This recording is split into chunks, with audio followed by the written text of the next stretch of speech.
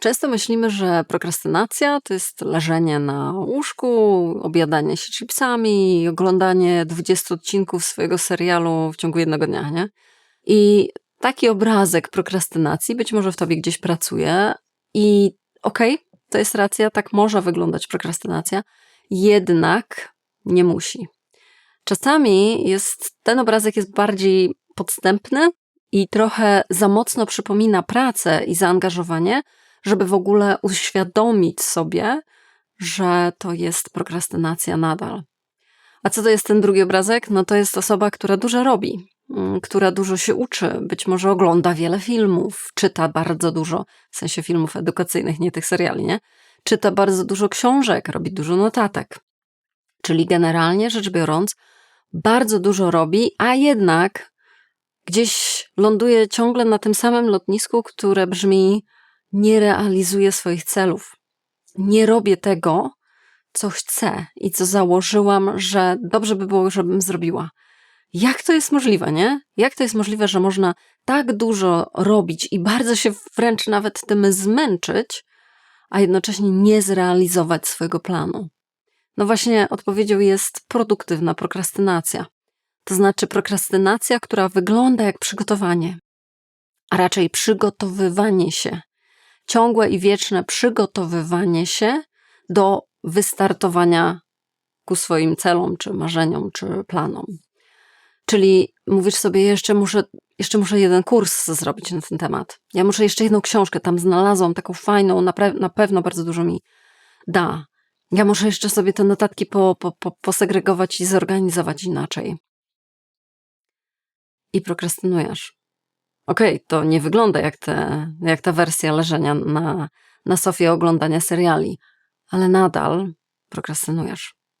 I myślę, że warto się z tą odmianą prokrastynacji gdzieś przegryźć i o niej dowiedzieć, po to, żeby mieć świadomość, po pierwsze, a po drugie, w tym filmie też pokażę ci, jak sobie z tym poradzić.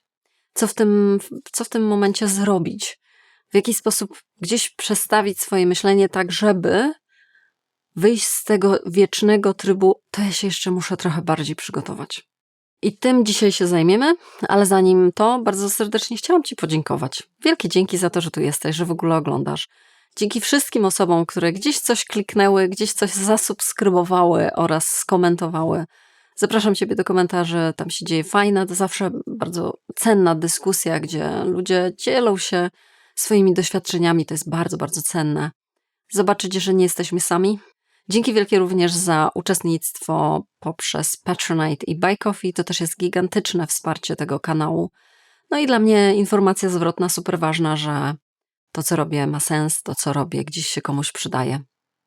Bardzo dziękuję za to uczestnictwo, bardzo doceniam.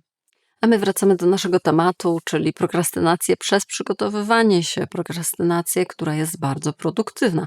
Przynajmniej, że ona jest produktywna, ona ci faktycznie daje nową wiedzę, tylko że pytanie jest, co jest ci bardziej potrzebne, co jest w tym momencie bardziej rozwojowe. Czy gromadzenie kolejnej wiedzy, kolejnej książki, kolejnego filmu edukacyjnego albo kursu, czy zrobienie kroku naprzód w realnym, faktycznym, zewnętrznym świecie, gdzie realizujesz jakiś krok, nawet jeżeli on jest niewielki, nawet jeżeli to jest zrobienie pierwszego kroku na zasadzie mikroskali, ale nadal w realny sposób przybliżającego ciebie do twojego celu. Jak to może wyglądać w praktyce, nie? Weźmy kilka przykładów, żeby mieć jasność.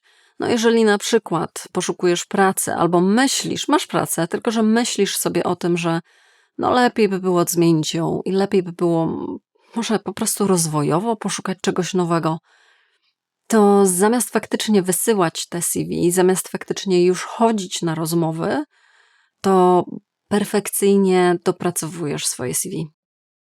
Perfekcyjnie szukasz informacji na temat tego, jak to napisać, gdzie umieścić swoje dane, w jaki sposób coś nazywać, pomimo tego, że to CV, które już masz, tak obiektywnie rzecz biorąc, już się nadaje do wysłania.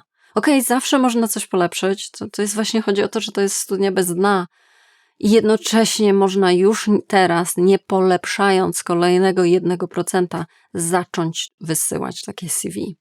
I to jest bardzo produktywna prokrastynacja. Inny przykład, jeżeli chcesz coś na przykład zrobić, w sensie otworzyć swojego vloga, zacząć wstawiać na przykład w internecie. Jest to super dzisiaj dostępne narzędzie. Dziś myślisz o tym, żeby coś robić w internecie w jakikolwiek sposób, czy hobbystyczny, dla siebie, rozwojowy, czy może w sposób bardziej zawodowy. I co robisz? Nie wstawiasz nic do internetu. Jedyne co robisz, to konsumujesz treści na temat tego, jak publikować inne treści. Czyli ciągle robisz research, ciągle badasz i myślisz sobie, ja muszę jeszcze zrobić jeden kurs, ja muszę jeszcze jedną książkę na ten temat przeczytać. Inny przykład mniej zawodowych rejonach, a bardziej prywatnych, to na przykład masz trudną rozmowę do przeprowadzenia z partnerem, partnerką na temat waszego związku i tego, jak coś funkcjonuje.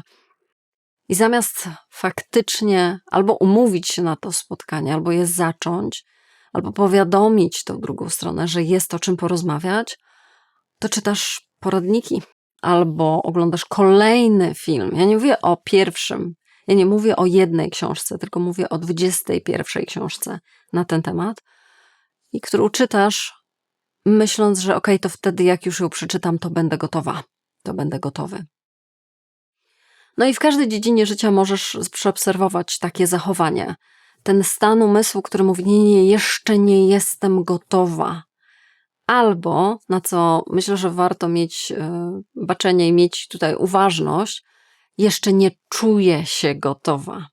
A to oznacza, że czekasz na to poczucie. Czekasz na tą emocję, na to uczucie, na ten impuls. Coś ma się gdzieś samo po prostu kliknąć, zjawić, żebyś ty powiedziała, to teraz jestem gotowa. I czekanie na ten magiczny moment, po pierwsze jest zgubne, a po drugie być może właśnie unikając tego pierwszego dyskomfortu, bo on będzie dyskomfortowy, ten pierwszy krok, zajmujesz swoje ręce, zajmujesz swoją głowę. Czym? Właśnie nie oglądaniem serialu, tylko gromadzeniem wiedzy. A więc możesz sobie zawsze powiedzieć, ja już to robię, tylko że jestem w tej fazie przygotowania. Oczywiście małe sprostowanie tutaj się należy. Przygotowywanie się do czegokolwiek ma sens. Nie? To jest bardzo ważny etap i bardzo ważna sprawa, żeby przygotować się do czegoś, co jest trudne czy wymagające. To jest okej. Natomiast pytanie jest, jak się to ma proporcjonalnie, twoja ilość przygotowania do ilość stawianych kroków w nieznane i nowe rejony. Jeżeli zauważysz tutaj gigantyczną dysproporcję, to mamy problem. To mamy ten moment, w którym warto się zatrzymać i pomyśleć w trochę inny sposób. A co to znaczy w trochę inny sposób? Dzisiaj chcę ci powiedzieć 2 punkty. Zamkniemy to w 2 punktach, które mam nadzieję, że pomogą ci jednak prześwietlić to unikanie dyskomfortu, którym jest ta produktywna prokrastynacja, i ruszenie zarazem do przodu. Punkt numer 1. Zrób to wystarczająco dobrze. Zwłaszcza w dzisiejszym świecie wiedza jest nieskończona. Jest bardzo trudne powiedzieć, że w jakiejś dziedzinie wiem już wszystko. Dlatego, że po pierwsze jest to bardzo dużo, że wiedzy do przyswojenia, a po drugie ta wiedza ciągle za sprawą postępu naszego intelektualnego jako cywilizacji, czy postępów technologicznych, ona ciągle jest pogłębiana. A to oznacza, że jeżeli czekasz, aż będziesz wiedzieć wszystko, to nie doczekasz się tego momentu, bo czekasz na nierealny moment. Taki, który nie nadejdzie. I bardzo często jest takie myślenie, właśnie temu myśleniu towarzyszą też emocje, czyli ja muszę jeszcze więcej się nauczyć w domyśle, czyli ja muszę więcej, czyli wszystko tam zbadać i dowiedzieć się i zrobić research, bo jeszcze tak dużo brakuje. I dopiero jak wtedy to zrobię, to się poczuję gotowa. I tu mamy dwie pułapki gigantyczne, czyli po pierwsze nie da się tej wiedzy posiąść, nie da się jej zdobyć tak w 100%, bo ciągle coś jest, czego można nie wiedzieć, a po drugie, no nie poczujesz się gotowa, bo dlatego, że ta wiedza galopuje, ciągle będziesz gonić za tym zachodzącym słońcem. I to jest jedna rzecz, z której warto sobie zdać sprawę i dlatego z myślenia, ja muszę wszystko się dowiedzieć, ja muszę wszystko super opanować, przerzucamy się na bardzo ważne dwa wyrazy, z którymi naprawdę warto się oswoić, wziąć je sobie do serca, a brzmią one wystarczająco dobrze. Czyli jestem wystarczająco dobrze przygotowana, żeby zacząć. Nie umiem wszystkiego. Nie, ja nie wiem jeszcze wszystkiego. Tak, są jeszcze książki i filmy i kursy, których jeszcze nie zrobiłam, a które pewnie są bardzo wartościowe. I jednocześnie to, co wiem, jest wystarczająco dobre, żeby zacząć. Nie żeby być alfą i omegą, żeby dostać Nobla i żeby zrobić wszystko super perfekcyjnie, ale żeby zacząć, to już jest wystarczająco dobrze. Jeżeli gdzieś tutaj coś w tobie zgrzyta i ta fraza wystarczająco dobrze nie ląduje, nie jesteś w stanie ją gdzieś wchłonąć w siebie, uwewnętrznić, to polecę ci, zostawię ci w opisie tego odcinka inny film, w którym dosłownie tylko o tym mówiłam, jak bardzo ważne jest życie z wystarczająco dobrze. Jest wystarczająco dobrze na to, żeby zacząć pracować. Jestem wystarczająco dobrze przygotowana, żeby postawić pierwszy krok. Wystarczająco dobrze sobą reprezentuję to, co chcę zrobić, po to, żeby zacząć, po to, żeby ruszyć się do przodu, a nie żeby ciągle stać w miejscu i prokrastynować. Produktywnie, ale nadal prokrastynować. Czyli pierwsza rzecz, wystarczająco dobre. Wystarczająco dobrze jako filozofia, jako mentalne nastawienie. A przed nami jeszcze drugi punkt. Działaj w obecności lęku.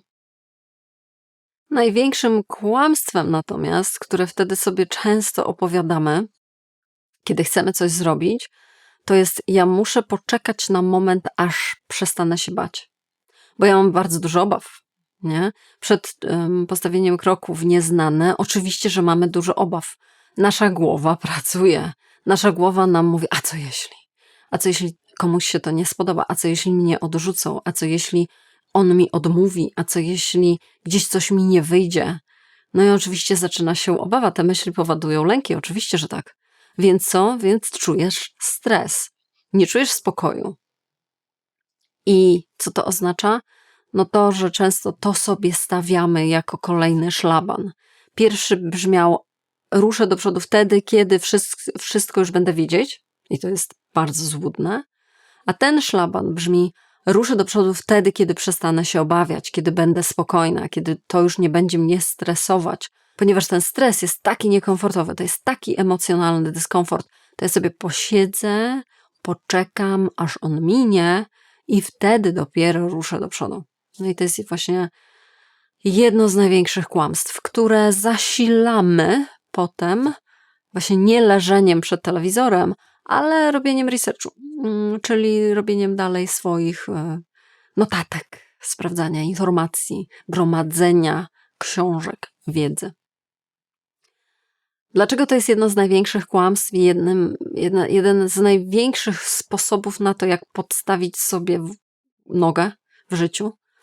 Dlatego, że robienie czegoś nowego będzie zawsze się wiązać z dyskomfortem. Mniejszym czy większym, ale będzie. To będzie trudne, to będzie ryzyko, to będzie wchodzenie w nowy rejon, w nowy obszar, w którym jesteś żółtodziobem. A bycie żółtodziobem jest trudne emocjonalnie. Dlatego, że musimy się przed sobą, czasami przed kimś, przed światem przyznać, ja nie jestem w tym dobra jeszcze. Ja nie jestem tutaj mistrzem, ja jestem uczniem. Pozycja ucznia jest bardzo wrażliwym punktem emocjonalnie do zniesienia, dlatego że właśnie musimy powiedzieć sobie, ja wszystkiego nie umiem, ale zjawiam się na tej lekcji. Dodatkowo wystawiamy się na to, że ktoś obok może to zauważyć, ktoś może nam wytknąć, a tam to było źle, a tam to gdzieś popełniłaś błąd, a tam to coś wyszło nie tak jak ktoś inny, kto wie, albo kto wie lepiej, to zauważył. To też jest trudne do zniesienia. Więc ten dyskomfort on jest bardzo realny. Zaprzeczanie mu jest super niepomocne, tak samo jak i czekanie, aż ustąpi, też jest super niepomocne. Więc jeżeli tak jest, to pytanie brzmi, co z tym fantem zrobić, nie? No jest jedyny sposób na to, żeby sobie z tym poradzić. To nie jest czekanie, aż będę pewna siebie, to jest wchodzenie w sytuacje nowe i niekomfortowe, biorąc ze sobą ten lęk do kieszeni, on jest z nami, czując go, on będzie dawał o sobie znać i jednocześnie powiedzenie sobie, ja tą pewność siebie, na którą tak do tej pory czekałam, zdobędę podczas moich eksperymentów, prób i błędów.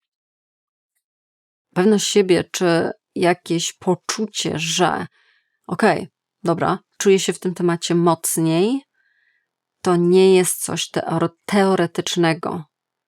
To ma się właśnie ujawnić jako poczucie. A kiedy my się poczujemy na przykład dobrym pływakiem, kiedy będziemy w wodzie, kiedy będziemy pływać na sucho, na lądzie, nie poczujesz się tak. I to oznacza, że wchodzimy do tej wody najpierw wykonując jakieś ruchy absolutnie niezdarne, gdzieś w jakiś sposób napijąc się tej wody z basenu i nie idealnie pływając, nierówno, nie na długie dystanse, na pewno nie tak jak inni na torze obok, którzy są wyśmienitymi pływakami. I to jest okej. I to jest okej. Jedyny sposób na to, żeby poczuć w sobie gotowość, żeby poczuć w sobie tą pewność siebie, przynajmniej jakiś jej część, tak? Więc znowu nie myślmy kategoriami czarno-białe, jest zacząć, jest ruszyć, działać, a nie siedzieć na brzegu i czekać na moment, kiedy już się stanę dobrym pływakiem na tyle, że w siebie wierzę. To się nie uda. Dlatego też ten szlaban pokonujemy w sposób następujący. Tak, boję się, tak, stresuję się i jednocześnie zrobię krok naprzód. I to jest jedyny sposób. Jednocześnie widząc swoje obawy, czując je, dając sobie pozwolenie, ja mogę się stresować, przecież nigdy tego nie robiłam, przecież wchodzę w nową dziedzinę, wysyłam gdzieś CV, wypływam na jakiś przestwór oceanu, dla mnie nieznanego, więc tak, będę się stresować, tak, moja głowa będzie mi podsuwać myśli, słyszę te myśli, widzę je, ale nie muszę tego tak mocno brać na serio, na tyle, żeby w ogóle oddać całą sprawę walkowerem. Oczywiście to są trudne tematy. Jeżeli potrzebujesz gdzieś rozmowy 1 na 1 na przykład ten temat ruszenia do przodu, zapraszam na konsultacje online. Jeżeli potrzebujesz wsparcia po prostu w swoim poczuciu spokoju wewnętrznego, to zapraszam do zapisu do newslettera. Tam właśnie raz w tygodniu podaję Ci taką kolejną dawkę spokoju wewnętrznego. A wracając do naszego tematu, podsumowując ten cały film, chcę Ci powiedzieć, nie myl lęku z porażką, nie myl stresu z porażką, nie myl tego, co robi Twoja głowa, wymyślając katastroficzne wizje i a co jeśli, z porażką. To jest naturalna część stresu i dyskomfortu, który ma prawo się pojawiać wtedy, kiedy chcesz zrobić krok w nieznane. To nie jest szlaban i to nie jest powód, by zrezygnować. To jest tylko naturalna reakcja organizmu i głowy. I nie jesteś w tym sam, nie jesteś w tym sama. Można ruszyć do przodu, nie wiedząc wszystkiego i czując stres. Można ruszyć do przodu kiedy jesteś wystarczająco dobrze przygotowany lub przygotowana. Na 80% to jest super wynik. Jeżeli mniej, też to jest zrozumiałe, a i też można ruszyć. Zostaw mi w komentarzu. Jestem w 80%, takie zdanie. Jestem w 80% gotowa na to, by. Dokończ to zdanie. To będzie taka informacja do siebie wysłana, gdzieś zostawiona, to będzie gdzieś zostawione czarno na białym. Dodatkowo podzielisz się z innymi i też wszyscy zobaczymy, że naprawdę jesteśmy najczęściej gotowi do tego, co obawiamy się, że bardzo nie jesteśmy, ale jednocześnie po prostu uświadomisz sobie, że no tak, faktycznie rzecz biorąc i starając się, wysilając się na taką obiektywność, na jaką jesteśmy w stanie się wysilić, to te 80% już jest. Tylko daj znać w czym. Co to jest? To jest właśnie zmiana pracy, to jest jakaś trudna rozmowa, to jest może zrobienie, nie wiem, jakieś przebranżowienie się, może zaczęcie kanału na YouTubie. Jestem bardzo ciekawa. Zostaw w komentarzu swoje zdanie. W czym jesteś gotowy lub gotowa w 80%. Dzięki wielkie za komentarze, bo to jest oczywiście wsparcie tego, co robię. Dzięki wielkie za to, że jesteś tutaj na końcu tego filmu. To jest niesłychanie pomocne w algorytmach. YouTube to lubi. Bardzo dziękuję za wszelkie kliknięcia, za lajki, za subskrypcje i oczywiście za wsparcie poprzez Patronite i Buy Coffee. Bardzo, bardzo doceniam. A my widzimy się następnym razem.